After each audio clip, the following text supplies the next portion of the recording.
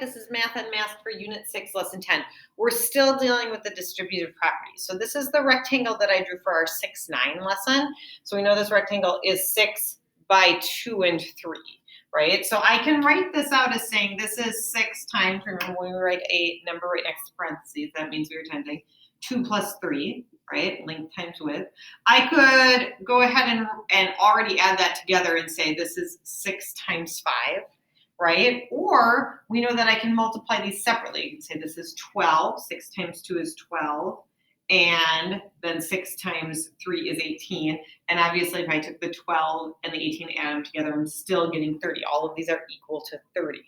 Okay, so in this lesson, what we are starting to do is we are starting to introduce the idea of a variable as one of these numbers. So if I take this 3 out and I replace it with a b, right? I can still write the same sorts of things that we wrote before. I can say 6 times 2 plus b.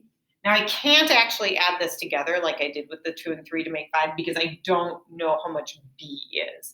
Okay? And it doesn't matter how much that b is, but I can still do that other part of 6 times 2 is 18 plus 6 times b. A reminder that when I write a number right next to a letter, that means that I am multiplying those out. Okay? On our homework, our first set of questions is asking us to decide which of these could represent this total area. Now, I've just done a couple right here. I want you to think pretty deeply about those and recognize what is happening there. How could we get those expressions? How could we get those variables based off of what's there? I also want to point out that these are expressions. They are expressions because they are telling us some math to do, but there's no way that we could ever solve these expressions completely because we don't know what b is worth right here. Okay, so we have expressions at the top of our homework as well. At the bottom of the page, we have equations.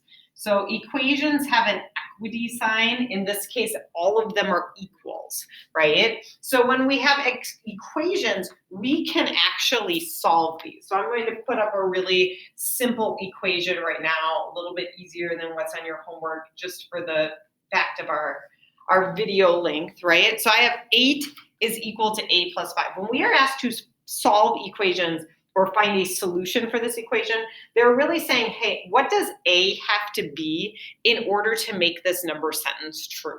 Okay, so in order for this to be 8, the only thing plus 5 that makes this true is 3, right? So my solution for this then becomes a is equal to 3.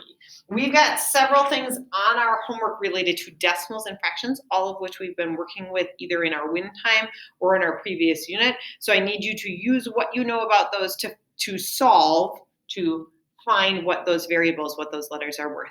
Good luck on your homework.